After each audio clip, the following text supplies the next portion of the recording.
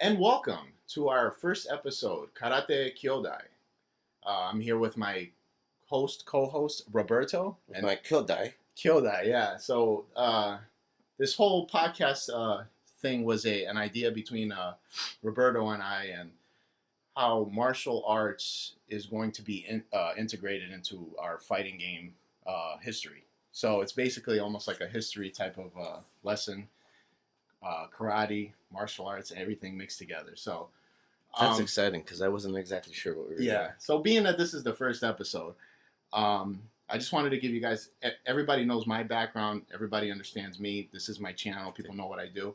I wanted to give everybody a little bit more background on Roberto and who Roberto is. What channel is this? This is on YouTube.com/Howard Showcases. No kidding. All right. Cool. Okay. So Roberto is an OG Marvel vs. Capcom 1 player. Now, being that Roberto's an OG Marvel vs. Capcom 1 player, people really don't know, or people might not know who you are. So give us a little bit of background on your fighting game history. My fighting game. Man, I used to play. So I guess I started playing Street Fighter. The first time I saw it was when I was on vacation in Waterbury visiting my cousins. I used to live in Brooklyn. Went to a movie theater and they had Street Fighter up in there, and I played my cousin for a little while. I just tapped Blanca's electricity, and it made me win that because nobody knew what the hell was going on anyway. But So this was what version of Street Fighter? Do you remember? Was it World Warrior? yeah, no, it was Street Fighter 2. Yeah, World Warrior Champion Edition. Yeah, that was just Street Fighter 2. Yeah, so World Warrior. Okay. Yeah. Okay. And then when I started having some fun was when I learned how to win a little bit. Like I never really learned how to play, but I Mhm. learned how to win in MVC 1. And Okay. that was So where I- before we get into MVC 1, explain to everyone basically your hiatus from when you were a kid until you started MVC 1. What were you doing at that time? God, when the hell did MVC 1 come out? Like MVC 1, 1998. 98. Wow, really? Yeah. Shit. So 98, so we're 20 years already. I mean, I remember when I saw it, I was just blown away at the fact that we had like Marvel characters in a Street Fighter type environment, because they were both pretty much the best things that I'd ever encountered thus far, outside of food.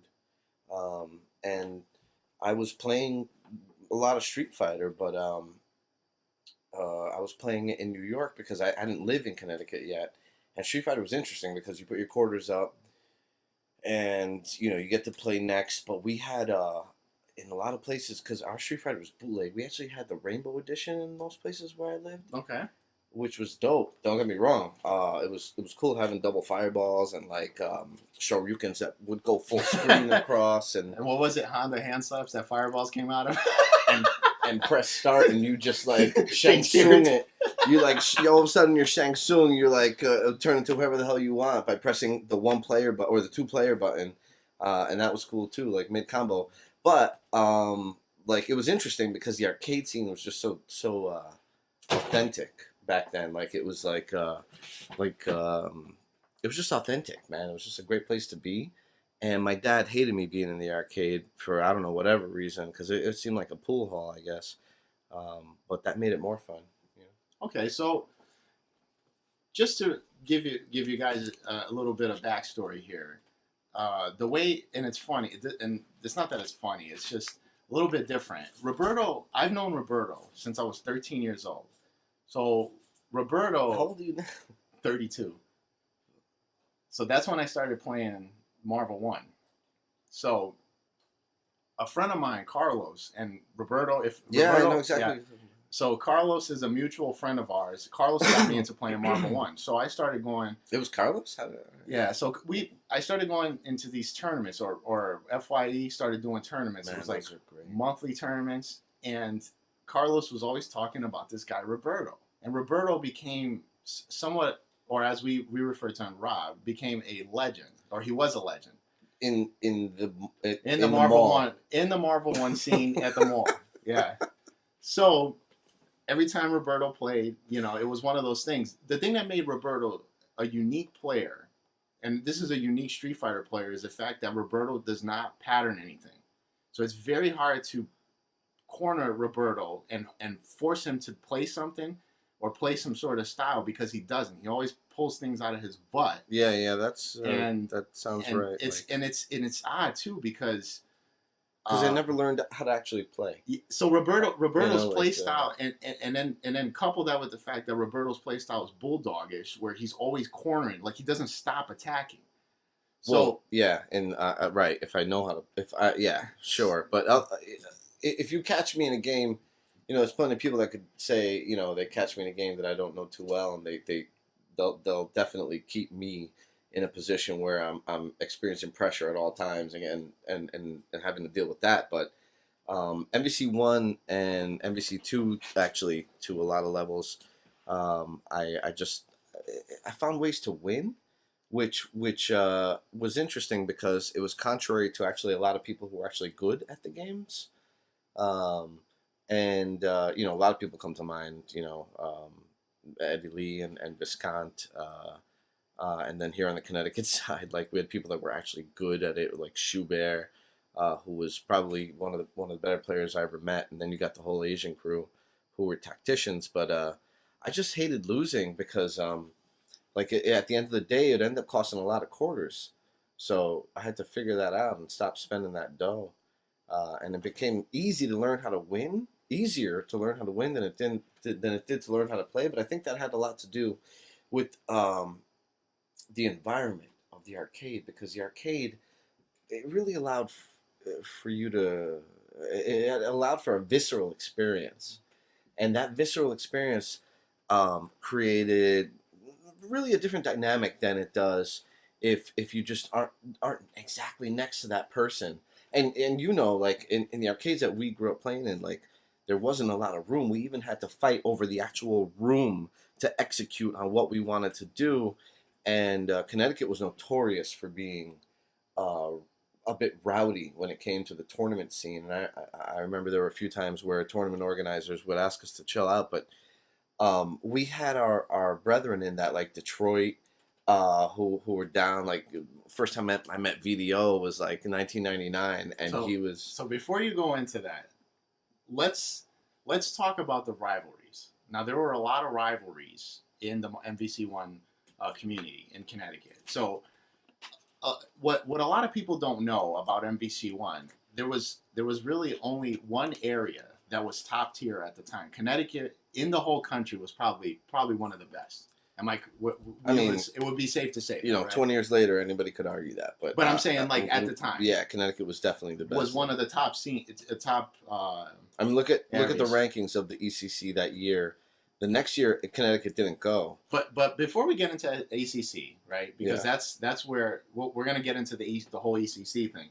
Talk a little bit about the rivalry between Bridgeport and Waterbury.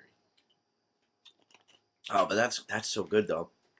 The rivalry between Bridgeport and Waterbury would be more fair to speak on if there was a member of Waterbury here to speak on it. But it was a catalyst, actually, is what it was. So the rivalry between Bridgeport and Waterbury, I would say, is the reason why Connecticut strived as being the best in the country. It's probably that rivalry. I don't think that is the centrifugal rivalry, actually, because B5 or 4 or whatever the fuck is when Waterbury went down and fucked some people up. But that was way after what people were doing up. You got T up in Vernon with Rob Constant and that crew they were down with what was that, fucking Burger King? Yeah, thanks. Jester's Courtyard, and they had a bunch of people there. Rich Williams, who held it down, who's still holding it down in MVC2 right now. Jehovah the God. So really, there was a whole aspect there, but then Danbury had this whole other crew, which a lot of Brian, I forget his last name at the moment, was like a big part of. And so really there was a culmination there in Connecticut of people that, because Danbury had an arcade, Waterbury had an arcade, Trumbull had an arcade. I think Meriden had some shit too. Well, you figure. Meriden's was just Bridgeport had 2 arcades. Well, it was Trumbull Mall and What's Your Game? Or You're Crazy right, 8. actually. Crazy 8. So. Yeah, that's true. So really there was a good amount of competition to come around. and to come in and out. A lot of the people that lived in Connecticut, they also came in and out of New York, New Jersey, Canada. Canada had a strong, strong arcade scene then, and people were moving in and out of those scenes and into Connecticut. Like we had a pretty good influx of different people. Take a look at Ryan. Now, who are you talking about? Ryan Lee? Ryan Lee, who was with us in Connecticut for so long and was a real good player. And then he went to California and he fucking leveled up and came back. And he brought that shit back like, like a crocodile with the fucking mosquito on its back. He just brought that shit back. The mosquito bit us and we're all like, all of a sudden evolving our game. Like, that shit is what I think really, that environment and those inputs are what created the ability for Connecticut to succeed the way we did. Waterbury was in no doubt a huge catalyst. I mean, we had some serious fighters in Waterbury. We had Richie, we had Jay, God rest his soul. We had Jose, of course, a motherfucker. We had Esco. Some people that really held it down over there, and created that almost hostile environment. We always respected each other as rivals, but Waterbury did have this way to but almost like, Bridgeport had, there was a lot of hostility in the arcades, a lot of, young idiots, getting their puberty on and trying to figure out their fucking manhood in the world. And Waterbury brought a lot of that, which forced a lot of people to reckon with reality, of ramifications of life and respect and understanding each other and bonding with each other. So yeah, I consider them a catalyst, and like no doubt. But you were actually referring to, what caused Connecticut to evolve to such a great place, but and Waterbury is certainly a big part of that. But it's much more than that. Yeah. So you talked a little bit about that whole thing with Ryan Lee going down to Cali, and coming back as like a monster, right? So speaking of that, and what people at the time, and again, we're what sets us apart from the newer generation is the lingo. I personally hate the new lingo, this new technology shit. I don't like that. So explain to people what you created, because you are the originator. Hands down, you are the originator of Gold War Machine. Double War Machine. So what people don't realize is they think this person created it. No, it was Rob Aponte that created Double War Machine, and he wrecked people at ECC. Yeah, I discovered, right? Yeah, you discovered. I think. Yeah, that was an interesting thing. I mean, I discovered Gold War Machine, obviously when I heard about the code, but explain to people what happens when when you pick Double War Machine, what it does to the game. So I discovered his playability through just really trial and error. I felt like there was something really different about this character, and soon into it, I learned to take advantage of the duo super, pretty much, right? The duo hyper team attack. Does that sound right to you, motherfuckers? Let me know. Yeah. And I think a lot of it had to do with hardware capabilities at the time that the CPU just couldn't handle. So explain to people what happens when you do that. The double hyper. It's a hyper team. So with these two characters, they were very similar, and they had something called, I don't even know what shit's called anymore. Yeah. It was a long time. They had a super where they shot missiles into the air. There was quite a few missiles, and when you call Double War Machine out and you do the duo team hyper attack, I think you could, if you time it right, could get a lot of fucking missiles out, and that would screw up the CPU. It would do a lot of things. It would actually glitch the game, and the game would come to a crawl. It would seem to glitch the game, but maybe what was happening was that the amount of hits done that was occurring through the sheer amount of, I'm just fucking bullshitting off the top of my head.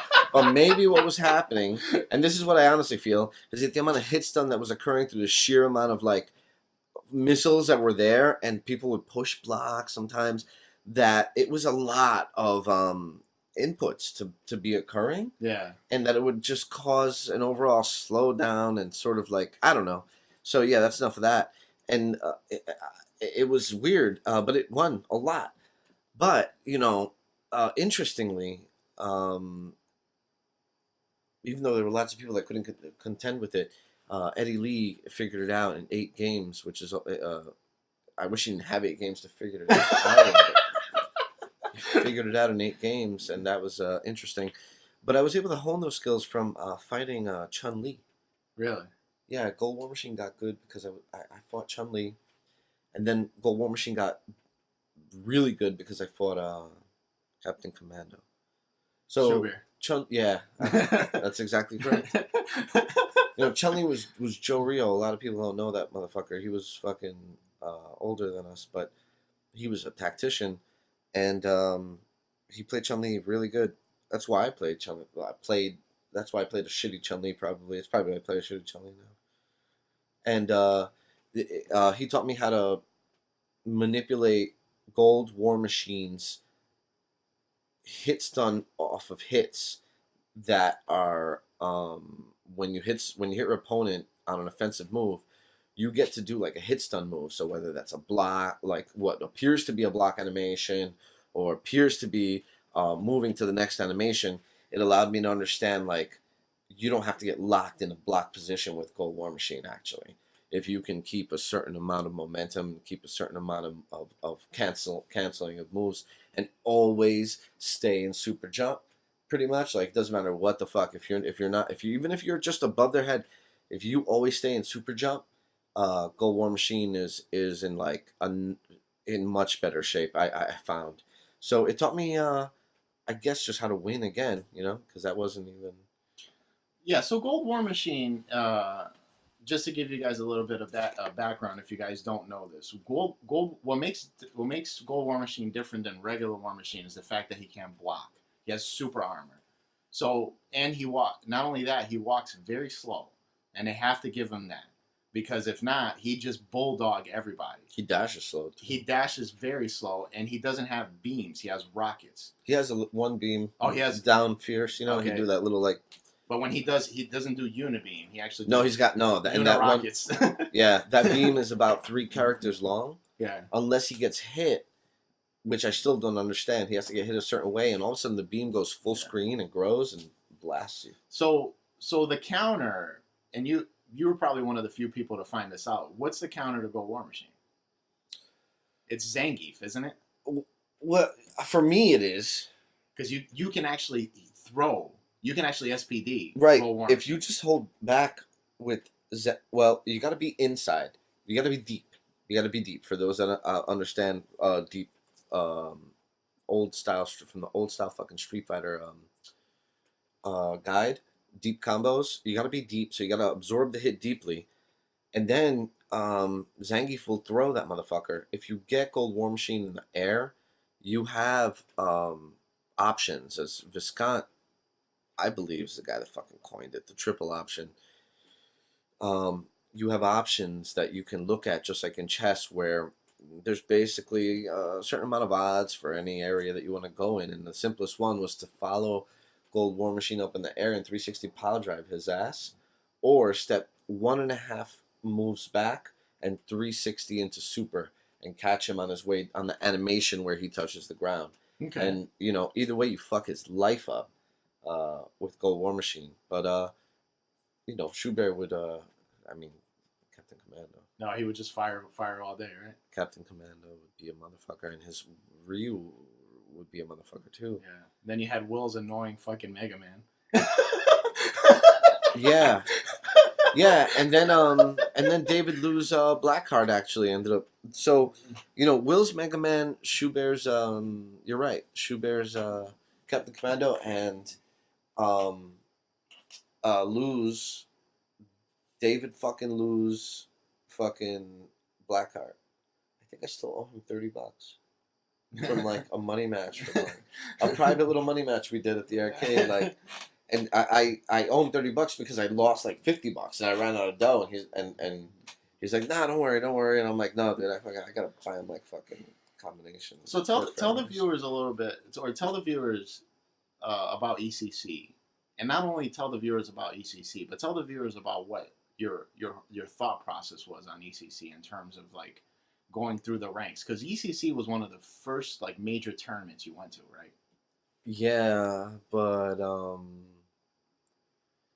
like the tournament scene was so disconnected then that people don't really aren't aware, don't realize how many tournaments were happening, and like as as Connecticut, like we were this motley crew of like the Asians from the fucking north end of Bridgeport, Asians from Vernon, Connecticut, um, fucking Rich and Rob Constant and Ronald Williams from like that area, and our crew from Bridgeport, like it was like a perfect storm of like different combinations of people coming together.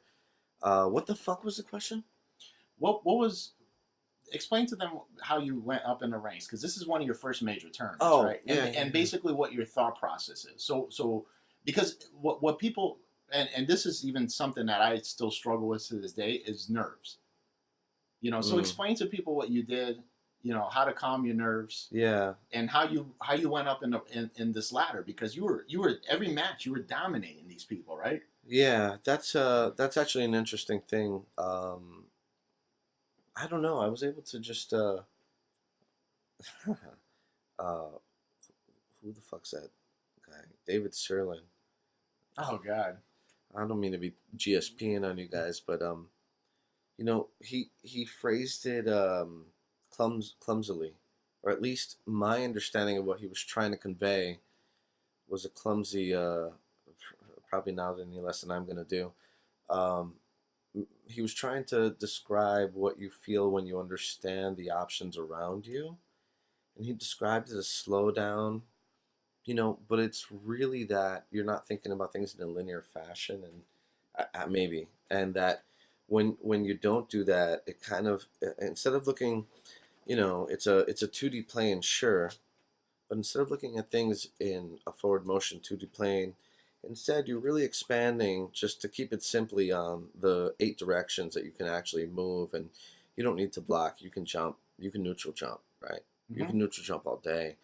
And I think what Sherlin was clumsy, perhaps trying to explain, was that when you realize these options and you see the availability, and that availability isn't what makes you feel the slowdown or what you perceive as slowdown, but the realization that you've just increased your available options and movement and understanding by eightfold.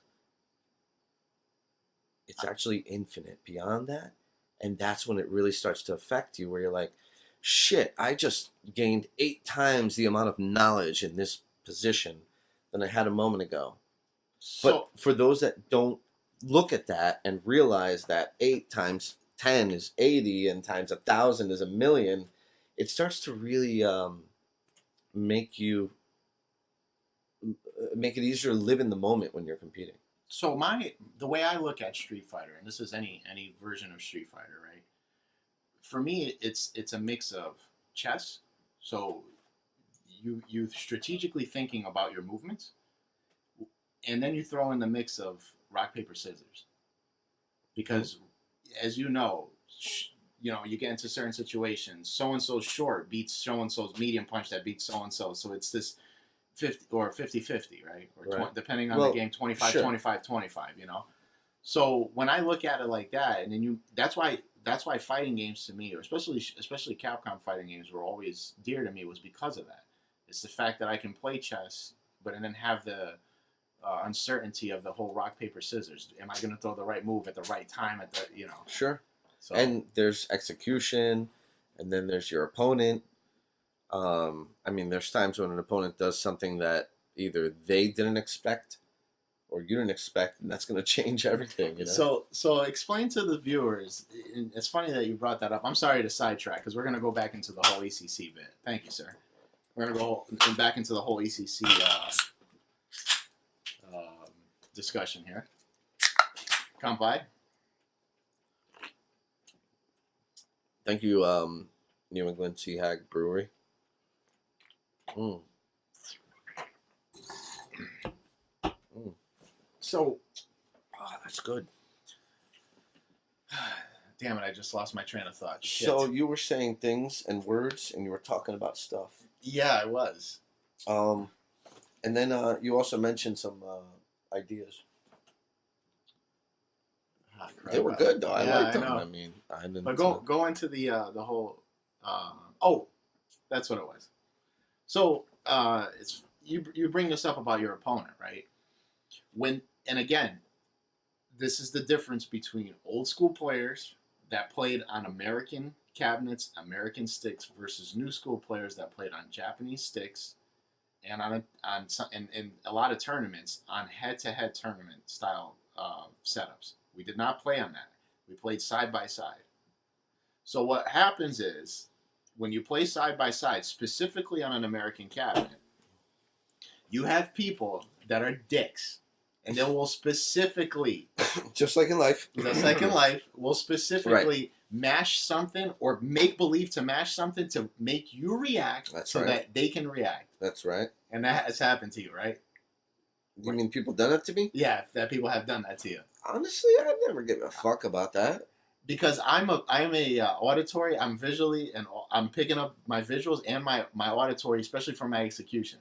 That's me. I think I did a lot more to other people too. Because, like Waterbury would always be calling me a button pusher, and I know what they mean. Like I push buttons. To push buttons. I push them. I push the button. I want to push it. I push that shit. And they would sometimes get angry. Well, not they. Most of them are right. Jose is a dick. But yeah, I can feel what you're saying completely. I don't know. For me, it never. I don't know. It didn't bother me at all. I guess I was making more noise than other people were typically. Nah, I don't know. I was pretty light on my feet actually. Okay. On my fingers. So let's go into this whole ECC thing. So explain to everyone what happened when you started the tournament, if you remember. This was what, 20 years ago? Almost close to 20 years ago. Yeah, right. Close to 20 years ago. 1999. I knew that I was gonna fuck people up because I realized now what I was talking about before. The culmination of people all over Connecticut, we were already traveling everywhere for like the past 16 months. Like we were a fucking traveling band of tournament goers. And we had sick people. Tony Perini was there. Ernie fucking what's his name? Bobby Hudak was there. Schubert was there. Rob Constant was there. The dude that stepped in shit at ECC was there. I never forget his name. I mean, I never remember his name. And so like that created this totally different tournament environment. Like we hit a lot of. We'd go to Boston and we'd wreck shop. Boston was a major city, dude. And we'd go to the different tournaments in Boston and we'd just clean them out. And I got used to winning because like my crew, no matter what, didn't know how to deal. Or I guess I would, like we were just real good, and War Machine fucked them up. We'd encounter other people. They didn't know what the fuck to do with War Machine. Their Wolverine to be dope, and he might be able to take care of a situation that we might have with another Wolverine. Tony Perini's Wolverine was sick. Rob Constance's Wolverine was dope. T's Wolverine was dope. His brother Peter fucking played a bunch of mean characters, but it didn't matter because my Gold War Machine couldn't block, so like nobody played that motherfucker, and we got used to winning tournaments, and that was actually, that taught me about money management because like I'd be winning tournaments with these homies and it was awesome, and like I'd win like $200, $300, $400. ECC I won $450.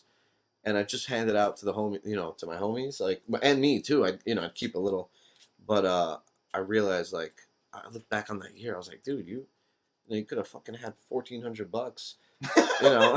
Not that ain't shit, but you gotta look at that and look at your whole income of the year. And you could have $1,400 and just dole that shit out and turn it into tokens with your homies. It's an example of like money management.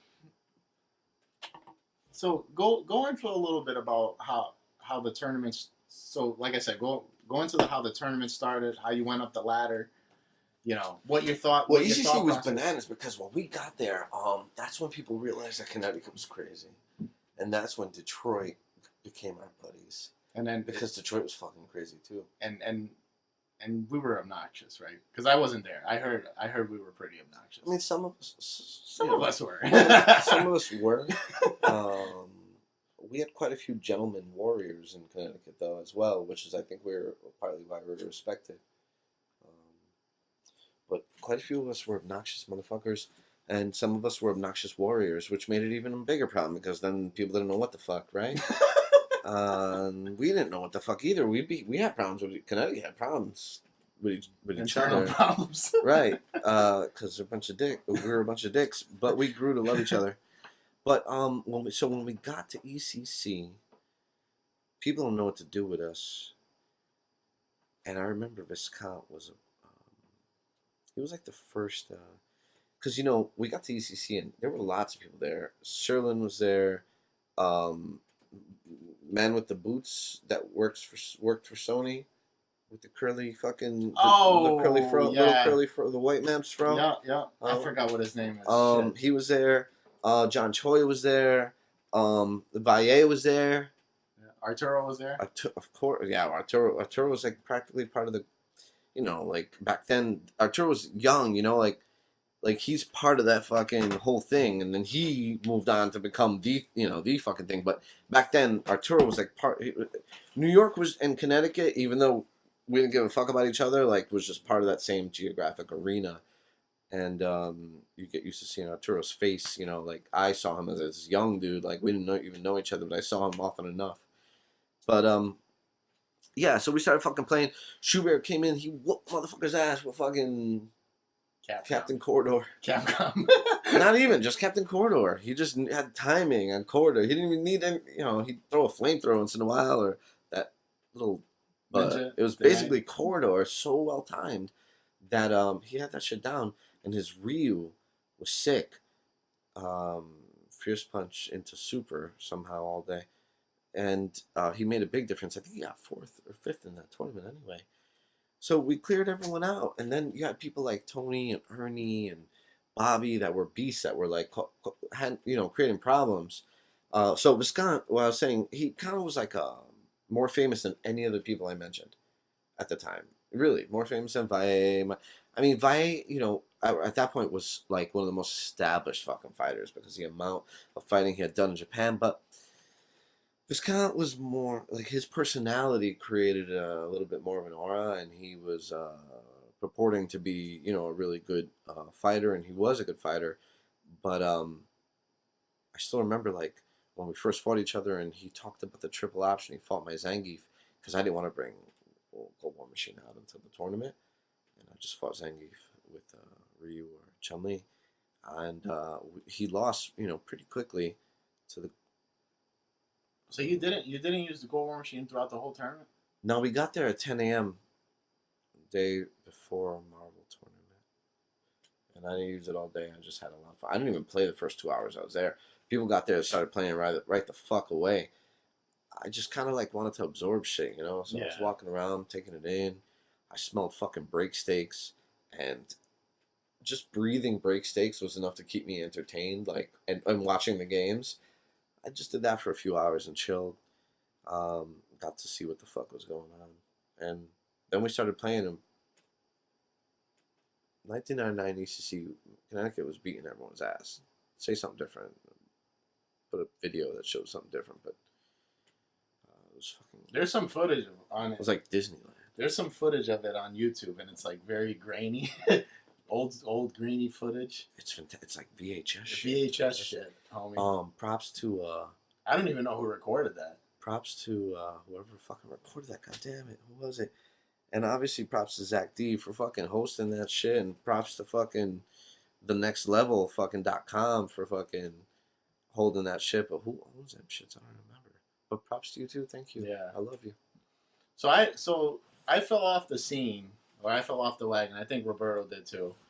We fell off the wagon from the fighting game scene, and then 2007 rolls around, and that's when I started hanging out with Roberto again. So Roberto, 2007, hosts a big bash at his house. I did? Yeah, he did. 2007. That's when I started getting back into it. So Walter was there. Drew was there, and then all of a sudden these guys from New York came down. Remember, they went to your house. Oh shit, you're right. Yeah. Damn, that was a lot of people. That I don't even know what I was thinking because I didn't even play back then. That's when I met my cousin Josh and Ponte. Yeah. So you had all J360. J360 is your cousin? I think so. I think so. So, then it was Shout out, Jay. Yeah, so it was a great time. We had a great time. Again, I started getting back into it. Wasn't getting really involved with it. Saw a lot of people. Man, Speedy was there. Freaking Speedy, yeah, dude. Sugar There's was another there. cat that was real good. And Roderick. Yep. Roderick wasn't there that day. No. But Schubert came through that Schubert day. came through. Who else? Yo, what a fucking crazy white boy that eats great food, looks fucking fly sometimes. What's his name? He won that like Street Fighter Cross Tekken fucking reality show. TS Nerd Josh. Nerd Josh. So Nerd Josh comes through, open the door. I'm like happy to see him. Comes through with some homie, like 14 years old, has like 240s. And I was like, what the fuck is happening? What are you? I was like, Josh, what's up? Happy to see you. What the fuck is this guy with the two walking across my yard? My neighbors are looking at this fucking 14-year-old with 240s rolling up on my shit. What is happening? Josh is real cool. I could have been cooler, but I didn't give a fuck because what the fuck, dude? I told him to get the fuck out of there, that dude. I feel bad. You just reminded me of that. Sorry. But I can't condone underage drinking. You can't. I'm sorry. You can't. We do not condone that. I condone overage drinking, but, I'm sorry. I can't condone fucking underage drinking. So, from 2007 and on, I got heavily back into fighting games. Went to a couple of tournaments, went to several tournaments. Got involved with John Rambo, with Phil. Still doing stuff with John Rambo. Phil, dude. Most cherished of all fighting game personalities. So what happened is, as time went on, even though Roberto had, became a family man. That's a nice background. Yeah. So Roberto became a family man. Yeah. Roberto got involved in other things, and we'll get into that a little bit later. And not everything. Let's not get into everything. Yeah. So still get, we're still talking to each other. We still, call each other every now and then. So one day out of the blue, a few years ago, about 2 years ago, I talked to Roberto, always calling me, telling me to come do karate with him, and never really put any mind to it, any thought process to it. There was no pressure, honestly. No, I know, but you kept, every time I saw it was you that education approach. Come through. So I wanted to do something that was to help me with a healthier lifestyle, things like that. So I was going to do Brazilian Jiu-Jitsu, being that it's part of my culture. Beautiful art. Beautiful art. So one day, driving down Main Street, I stop at this and I see Roberto in the window. And Roberto's at the karate school. Yeah. So I stop in, talk to Roberto. Roberto goes, yeah, we're doing this program or whatever. Come through next class. You get to meet everybody. And I don't know if I ever had the chance to thank you, but it's one of the best things that has ever happened to me. I created camaraderie with everyone at the school. And I feel that the relationship that you and I grew, so we're not only friends, we're more family, So on this program, depending on how receptive it is, we will continue this program. You will probably see me reference Roberto as senpai. Senpai means senior, and being that Roberto is my senpai, to Roberto, I'm his kohai, I'm his junior. So, like I said, I can't thank you enough for introducing me to the program, and I haven't stopped. I am a 4th Q right now, or advanced green, and this is where I wanted to roll into the next segment of the program, and it's talking a little bit more about karate. How long have you been training for now? 2 years? About 2 years. Yeah. About 2 years. So, tell everyone a little bit about your background with martial arts and how and if it has happened, how fighting games helped with the martial arts. Yeah. Well, there's no doubt that there's correlation. I mean, Yeah. I think that you and I noticed that right away, right? When, well, not right away, sometime into it when you started, when you got some basics down, you started actually fighting. I think you noticed right away the correlation between the fighting games and what we do, just from a strategy standpoint. But martial arts, you know what it was? It was so fucking intriguing when I was a kid, growing up in Brooklyn, and I'd be watching my TV.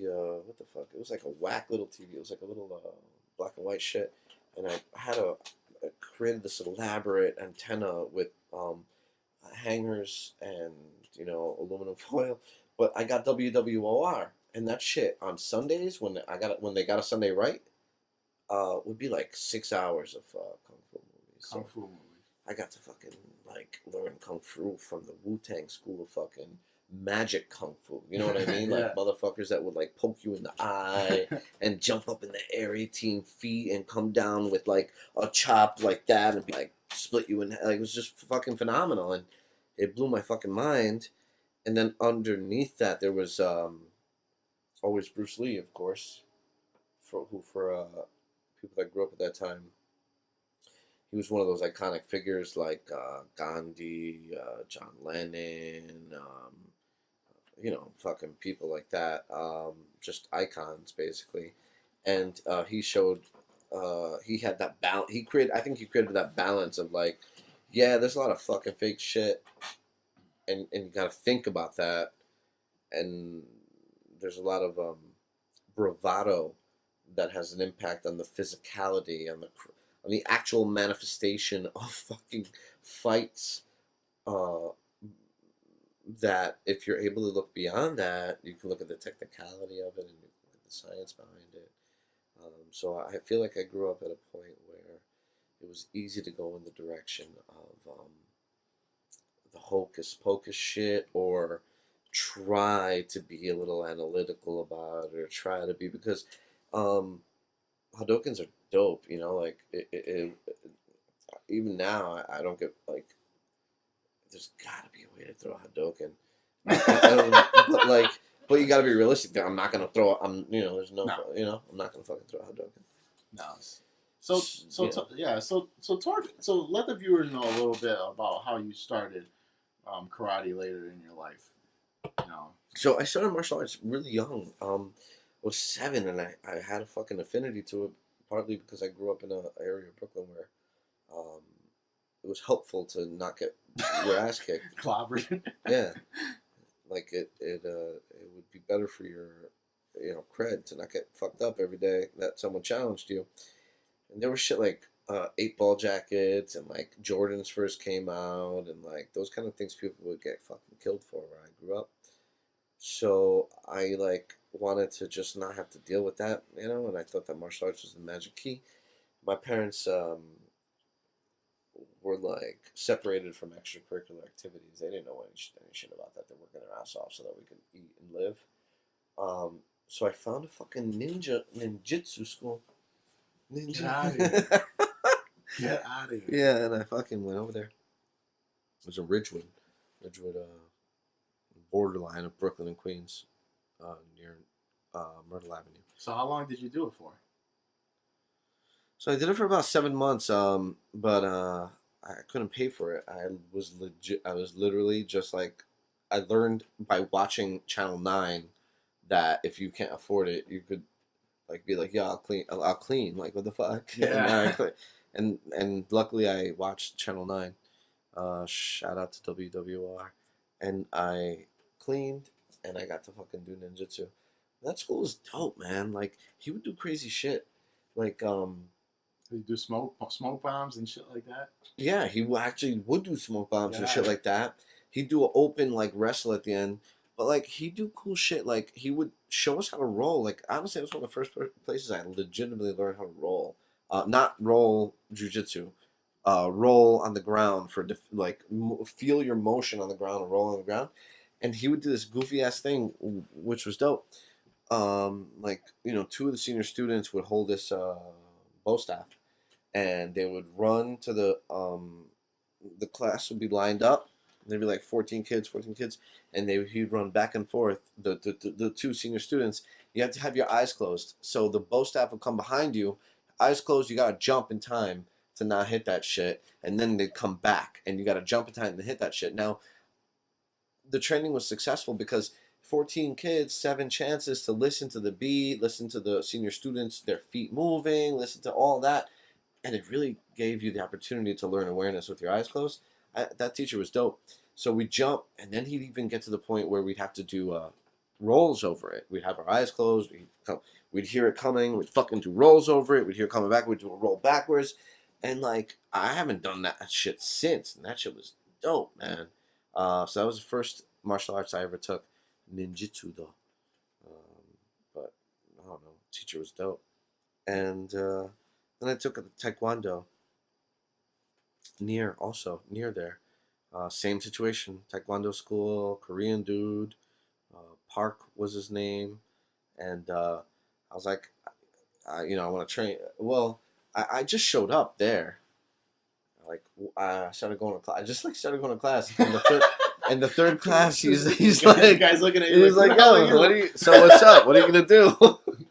And I was like, can I please clean? Can I do whatever you want? And he was real cool. He let me clean. I was there for almost a year, and that's where I learned how to open my hips up.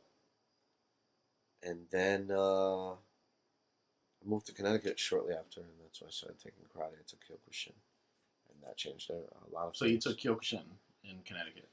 Yeah, I took Kyokushin under Senpai Kubeli. He was this little Italian dude who was a third degree black belt from Kyokushin, and he got his black belt from Masoyama. And he run a very hard school, like real traditional shit. At the end, he was dope because at the end of the class, like class was painful for various reasons, and at the end of the class, he would hold a quick meditation, 4 minutes maybe, but he would spend the first 30 seconds. He'd be like, "Relax, karate is over," and it's like that gives you an idea of how rough it was, And he would say that, and it would just, and that was dope. Kyokushin taught me about like kicking people with your shins and your instep and hitting them real hard and getting punched in lots of places and getting hit real hard. And then after Kyokushin, I took Muay Thai. Muay Thai, okay. And I took it with I was training in this dude's basement named Tariq Sharif, who had a pretty dope setup in his basement. I was training under Cristo Rocco, who went on to become a state champion kickboxer. But he had one arm, and he taught me about not dancing. Like before that, my sparring involved like psh, doing that, like psh, I hit you and shit. Yeah. And he kicked me and knocked me over. And then I learned how to like spar for real. I was really young. I was like 15. Muay Thai. And then I went back to Kyokushin and I trained under what the fuck's his name? Oyama in Fairfield at Oyama Dojo. Yeah. And that was a dope place. That was a straight up full contact massacre. It was in Fairfield, right? Yep. So I went there too. Yeah, and he was just lining people up. When I was a kid. Yeah. And he would just line people up, and I mean, you learn technique. Don't get me wrong, but there was a portion of the class where he would line people up and just fucking you'd fight, and that was dope to learn under that type of. I wouldn't teach that. I don't. We don't teach that way, and I would never. Yeah, so Kyokushin. So to give you guys a little bit of background, Kyokushin. There's a reason why it's called the strongest karate, and it's not for the faint of heart, to say the least. Don't get me wrong, the style of karate that we do is not for the faint of heart either, but Kyokushin takes it to a completely different level. Kyokushin is, I'm not trying to speak for Kyokushin, but I believe that Kyokushin is designed, is inclined. I'm sorry, is inclined to the strong, Yeah. and that Sato, the art we practice, wants to be inclined to the sincerity of benevolence. Yeah. So we'll get into that a little bit later, but explain to So the application, like when it comes to fighting games, is obvious. Like, yeah. I've thought about this often. Like sometimes I just fall asleep thinking about it. So I'll put it as simply as possible to you. When you're looking at a fighting game, you have 8 possible areas of movement, and when you study movement in karate, in fighting, there's basically 8 directions that you can go in, and I found those parallels extremely interesting. And I found that those parallels existed in a way that I was able to really benefit from the experiences of both, and uh, allow to gain benefit from those experiences in both areas. It was interesting. Before when I first met you, you played video games, but eventually you actually went on to become a professional gamer, and you really got some significant recognition in Super Street Fighter 2 Turbo. But it was before you had trained in martial arts. I had, like, for me, it was a really big leg up having that background throughout all that since I was 7 years old.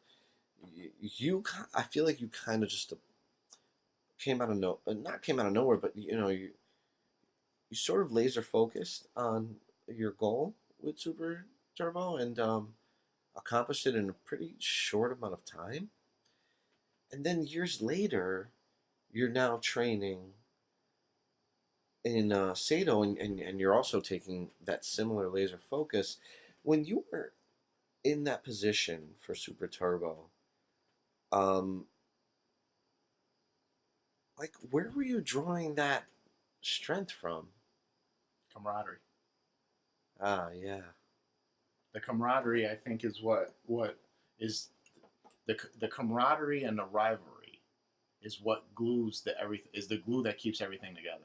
Without the rivalry and the camaraderie, there's nothing. So for me now, the thing that makes me strive to get to the next level is you. It's Ben.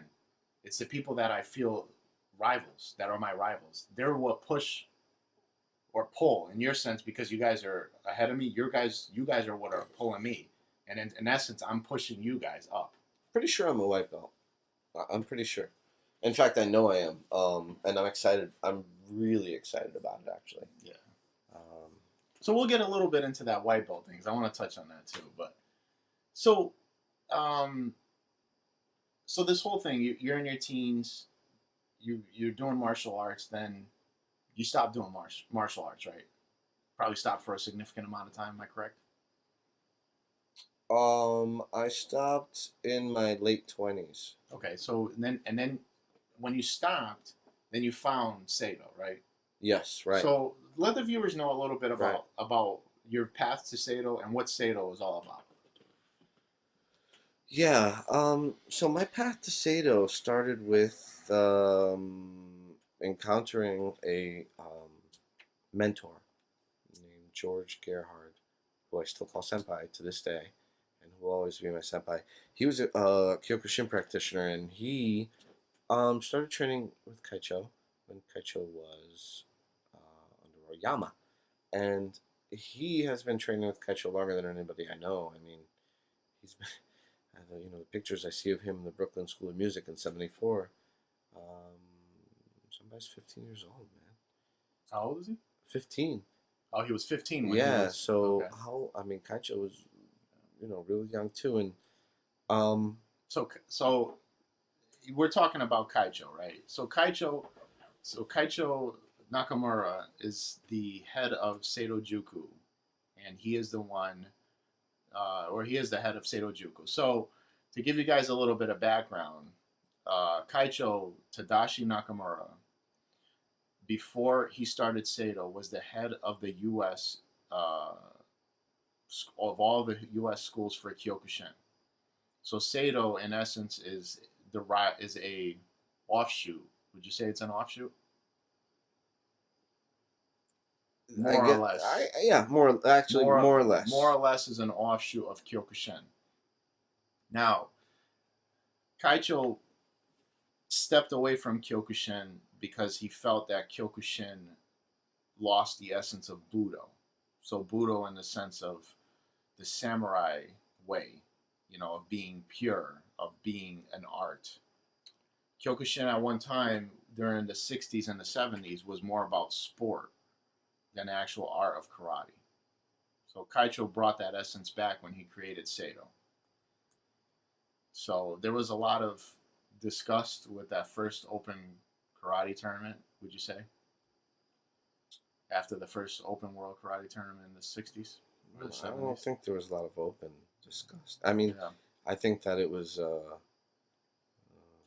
Kaicho was the one that was discussed. No, I know. I'm I saying Kaicho. Kaicho was disgusted. There was a lot of yeah, I'm not, disgust. and I don't mean to speak for. Yeah. I'm not trying to in any way to speak for him, but Yeah. I don't think it was. Unfortunately, it was not something that was known well enough by the public Yeah. to, it was something pretty personal and something that made me realize history is written by the winners, not Yeah. by the people that actually. Right. And not that Kaicho didn't win. It's just at that moment, like you look at the history of Masayama, and it's a pretty ridiculous Yeah. legend. Ridiculous as in, no offense, motherfuckers. Ridiculous as in, it is a giant legend. He's just a man like any of us. He's Yeah. not, Yeah. He didn't like this knocking the horns off of bulls bullshit. You see what I did right there? The bullshit. Yeah. I like There's that. some bullshit though, like. Yeah. But then again, there's some people that wrestle, drunk bears to prove a point too with their karate, and there's just some weird shit that people do, man. Yeah. So Roberto started.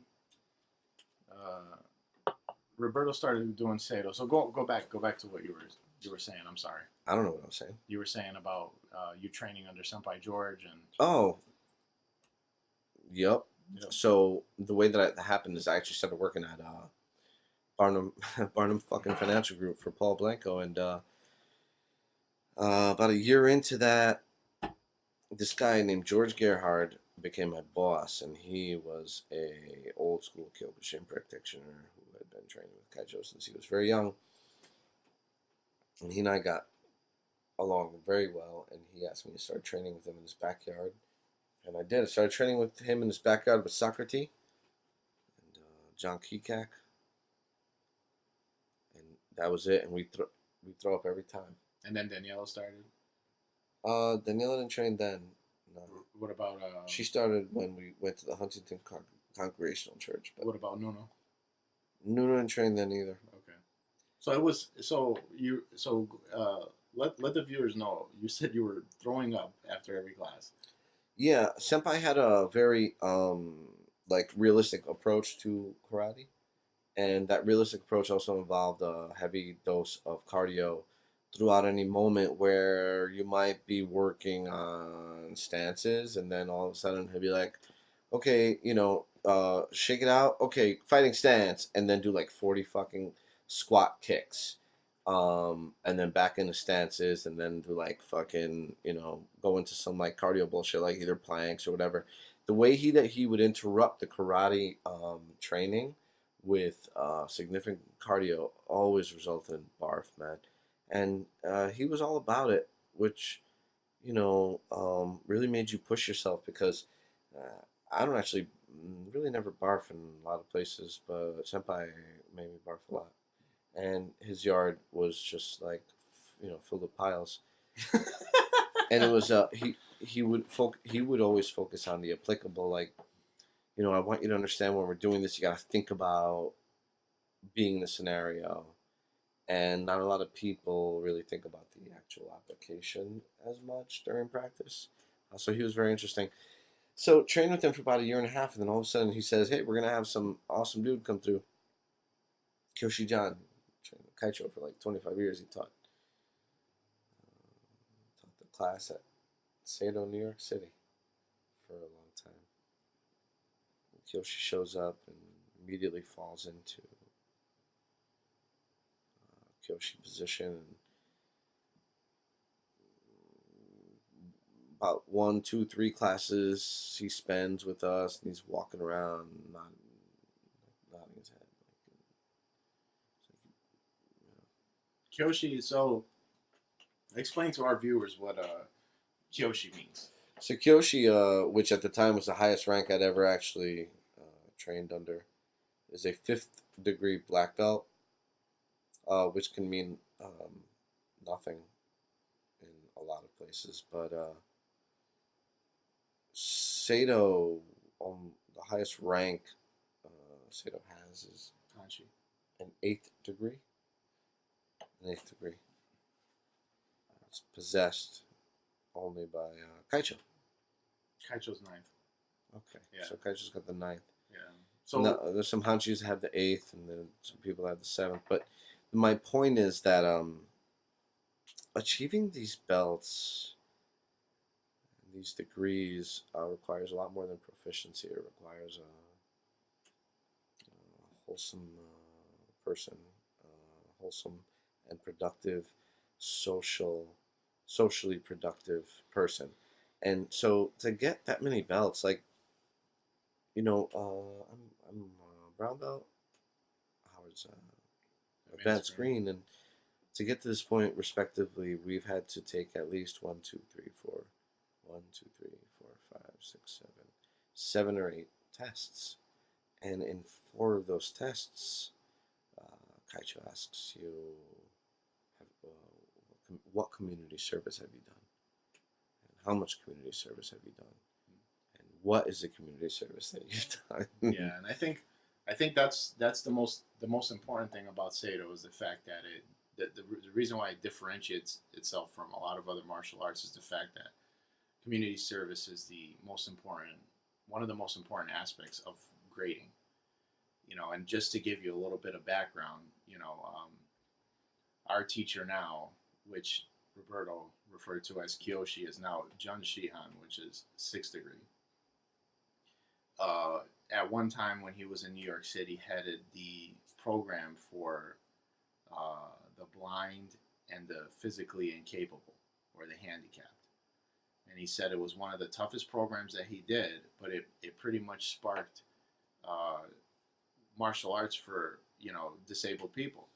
And one of the things that's part of your grading, which happened in my last promotion, is that I had to take a full class blindfolded, and that was surreal to be able to rely on your sense of smell, your sense of touch, your sense of feel, and your sense of hearing versus your sight. And it's tough. And it pretty much puts in perspective that you can complain about your life, but when you lose one of your senses, it can be one of the worst feelings in the world. Yes, well, Sato is interesting because I think what Kaicho tries to do is create an empathetic person. Yeah. Someone that can be mindful of their situation and of others. And that is something that's easily overlooked, I think, and especially in our day and age. Yeah. Even in, verticals, even in sociological constructs like religion, that where people may want to offer a benevolent like force, it's hard for them to really focus on the things that would create that. Like Kaicho finds a way to focus on the traits in the human that will create that benevolent force, which are so easily overlooked by humans, I think, is really my point. Obviously, businesses don't have that conscience whatsoever. Religion, I feel like its point is to get to that, but it's often overlooked by hats or the change jar or a piece of wafer or like just symbols that just make people just look not. You got to look beyond that sometimes, and look towards like these actions that would create a more benevolent society. Kaicho does an amazing job at distilling that into actual like motions. Like do this, and this shit's gonna be cool. It's like Yeah, it's pretty amazing. yeah, and I think that whole aspect. I think one of the issues that you have with martial arts in this day and age is that the first thing that people look for is that black belt, right? So that black belt is like the ultimate status symbol, right? Yeah. As Yeah. as with other martial arts, what happens when people reach that milestone is the ego sets in. That they think that that ego comes in and you think you're better than everyone else, right? The thing that Sato does is when you go for your promotion for a black belt, you wear a white belt. And when you look at it from the essence of Budo, the ultimate rank is the white belt because it's that beginner's mindset that we always have to strive for, and that's what makes us go forward to whatever peak or to reach that milestone. It's that beginner's mindset. A beginner's mindset is tough, and for so many reasons. I mean, people don't want to look like they don't know. People don't want to be wrong. People don't want to make mistakes. That's too bad because those of us that do will gain so much more from the experience, and it's a shame. And I think that martial arts allows you to reflect in a way that makes you be honest. Like, and the ramifications can be dire, even in training, which makes you contemplate in a way that's realistic. Like, it's easy to live in a vacuum. Like what I do in my day job basically is marketing in today's digital space. But what I do it in a vacuum. And sometimes when I actually meet with my clients and I present, and they're like, "Oh, so what about with this?" And I'm like, "Oh my god, that's fucking brilliant!" Like, and I didn't think about that. It's like it's just human nature. But one of the great things about martial arts that is explored in an honest way is that it allows you to hopefully break those barriers down, and so hopefully be more mindful, and no matter what, like, I'm blown away every day by the shit that I learn, especially the shit that is literally like right an inch away from me. But it's just human nature, and it's nice to at least practice to be mindful. And Sato is an amazing way to do that. Kaicho's teachings are an amazing way to do that. Just like exactly like a proper fighting game, like some of the Street Fighter series can create. Like that honesty that happens between us, where at this level we are dealing with each other's proficiencies, inadequacies, egos, tendencies, and also being completely apart from that, friends. It's like it's a great and amazing. It's an amazing thing that I wish more people experienced. So I can tell you, and this happened a lot when I was in the beginner phase. You come to a threshold where it's like you're doing the same kata 30 million times, and it's to the point. And to this day, we do the same katas over and over and over. And the one that's ingrained is Taikyoku 1, which is the first kata that you learn, and you do it over and over and over and over again. And I can tell you that it's you get to a point where you're trying to learn. You're like, damn it, let me learn something else. Like seriously, that's what's happening. And then you think about it, and you're like, and I've had this happen to me to this day. It happened to me a few months ago, where it's like I'm going through Taikyoku 1, and some aha moment comes on, where it's like, wow, I just moved better than I moved ever. Yeah, right. Throughout the kata, I can feel the powers coming through my hips into the last square inch of that punch. Yeah, yeah. And that's what it is. And it goes back to that old Japanese saying, you're better off doing one move 10,000 times than doing 10,000 moves one time. Right, right, absolutely. I agree 100%. It's amazing how Taikyoku 1 is such a microcosm of as above, so below, because the multiplication of space, like you can see, is infinite. Taikyoku 1, I don't care how good you get at it, you could still get better. Like, no matter what. No matter what. Yeah. So it's just this infinite, amazing, enriching thing that you can find yourself in the mires of boredom, and at the same token, at any moment later, find yourself enlightened. It's amazing. It's amazing. Yeah, it's really it's an incredible thing. I'm not sure why, but it makes me think of how in the Turbo series there was a randomizer, which for me, a lot of people really didn't like it, but for me, I think it was one of the best things about the game. Like, life is not fucking. Sometimes the ground is uneven. Sometimes, like, you breathe in, but you inhale your spit. Sometimes you fucking, like, that randomizer, I thought was a keen observation of the natural world and a way to implement it into what was already a really fantastic oh yeah, way to fuck each other up. Yeah, and it's just you learn, you sit through these stances, and it's like you learn all these stances, you learn all these moves. When you're doing karate, and you're thinking like, what the fuck kind of practicality am I gonna have doing some stupid kiwadachi, some horse stance, or some other stance? Right. But and then when you start fighting, you realize like, wow, I put my hands up, I move in, I move in, and then I step out, Zenku Tadachi to reverse punch. Then I come back, right? Then I might fold myself in and then step out Kibadachi and then do a side kick. Or I might, step back, Koku Tadachi, back leaning stance, front snap kick, roundhouse. So and then you start putting these things together when you start moving, and it's like this all this shit makes sense now. Yeah. Every single nuance of every single stance makes sense.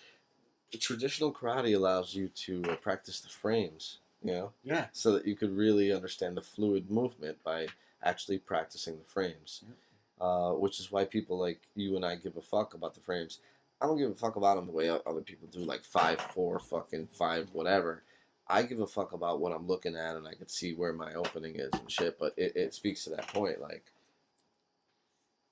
if you can practice the minutia, then when it comes to that time for that big moment, and that's why it's so important to not cheat yourself in practice, to not cheat yourself in training, and respect yourself enough to do it right and to do it like with intention, because it makes all the difference. Oh yeah. At any point. And the whole thing about this, we there's differences between playing fighting games and sparring, right? There's differences. When we play fighting games, or we're giving it all. The same thing with the sparring, you give it all. In the end, when we're playing, we're not physically getting hurt. When we spar, there's always that chance that somebody might get hurt, right? In the end, regardless of what happens, you can never let the ego take over, and then it turns into a pretty much brawl, an all-out brawl. Luckily, in our school, we have so much respect for each other that if something happens, c'est la vie, just move on.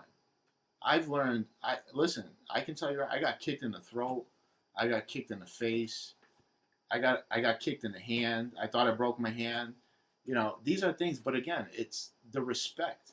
We come into class, the first thing we do, please have patience with me. Right. You have patience with me, I have patience with you. I respect you, you respect me. Right. Yeah, it's the most important thing, man. And it makes for a beautiful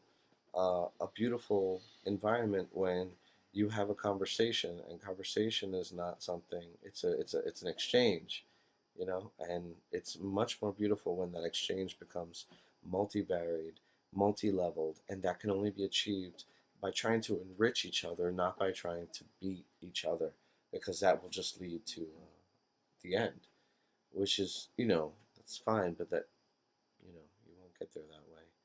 And it's so much more fun to just have that exchange, I think. Oh yeah. Like to be able to create more engagement, because, you know, when Spirit wanted to get to know each other, it was like, the only thing I could do is I'll just make another me. But as more of Spirit wanted to get to know more of Spirit, and the further away it got from itself, it's like there's some variations which become very important to the nuances of life, which are very cool and add to the depth of the fabric, which I think is part of the meaningful shit that we experience as martial artists, and trying to improve ourselves at all moments with a counterintuitive force dealing at the same time our opponent. It's fucking beautiful. Yeah, Kaicho said something in one of the promotions that it's, you know, when you come to class, right, your opponent in class is yourself. It's your ego. You know, you come in, you do chops, you know, you go through all these motions, you do punches, right? You do punches, you do kicks. You're basically chopping at yourself, at your ego. You know, that's to make you more of a humble person, to make you a better person. And I think that's what karate does. It makes us all better people. You know? Yeah, absolutely. I think fighting games do the same thing. Fighting games do the same thing. So let's shift gears here. So, you know, you and I, we've had conversations before about karate, you know, fighting games and things like that. So what the conversations that we had is about the people that the game represents, right? So explain to our viewers, who do you think Ryu is based off of? Yeah, but everyone's going to get all mad. Everybody's going to get mad, but go ahead. Because I agree with you 100%. Well, I mean, for as far as popular culture is concerned, I think there's enough evidence to cite that Ryu can be popularly observed as Masayama. Is an amalgamation of Masayama. Right. Even Ken can be attested to that crazy fucking New Zealand or Australian dude. But let's leave that aside. So why does that matter to what the fuck we're talking about? Because Masayama is a caricature. Or Masayama's legend has become a caricature. Pardon me. And Kaicho Nakamura is a living testament to Ryu. And also, you know, he speaks of those times where he traveled to the mountains and hiked and trained in the waterfall, and his travels, dealing with the oncoming assailants and such. Like, you know, Ryu never fucking. I said it before, but Ryu never chopped fucking horns off a bull. You know what I mean? Like, yeah, and I think when you read Kaicho's autobiography and you start to understand Kaicho as a person, Ryu's persona is more of Kaicho's than anybody else's. Ryu's a benevolent. Is it benevolent? Not only is he a benevolent fuck force. you, Ryu. Shut up. We're not talking. Yeah, Ryu's so he is a benevolent force, and Kaicho fought Thai boxers in Thailand. Right. Just like Ryu fought Sagat. He fought the king of the Thai boxers. He fought the king of the Thai boxers. And that's like the main event of even Bison. He's a Thai overlord. Like, his original stage was in Thailand. Like, there's a reason for that. Even if you look at, like, let's say, let's shift gears and look at another game, King of Fighters. If you look at King of Fighters, absolutely, bro. Takuma Sakazaki. The picture of him in KOF 13, and you look at a picture of Kaicho when Kaicho was young, it's the exact same person. That is not even a you know, fucking caricature. That is like legitimate. They're just like, fuck it, we're just gonna put Kaicho in here. That's cool. I mean, shit, he deserves it. He deserves it. Dude, I gotta wrap because I'm gonna wake up and my kids are gonna fucking be in my face real soon. Oh shit, it's 12:30. Well, that was fat. How long have we been at it? Because that shit went quick. Like 2 hours. Well, this is our first podcast together. depending on the comments that we get, if anything positive, we will continue this. People can comment. Yeah, please leave any type of comments, any type of suggestions, And again, thank you. This is our first podcast. It's a little shitty, but it is what it is. Yo, look at this. This is not shitting. Look at the production we put into this shit. There's about 4.5 cents worth of tape that went into creating this background. So, and this was last minute too. If any of you motherfuckers recognize me from my day job, don't fucking tell anybody that I used the sheet for my fucking background. So thanks again, and have a good night.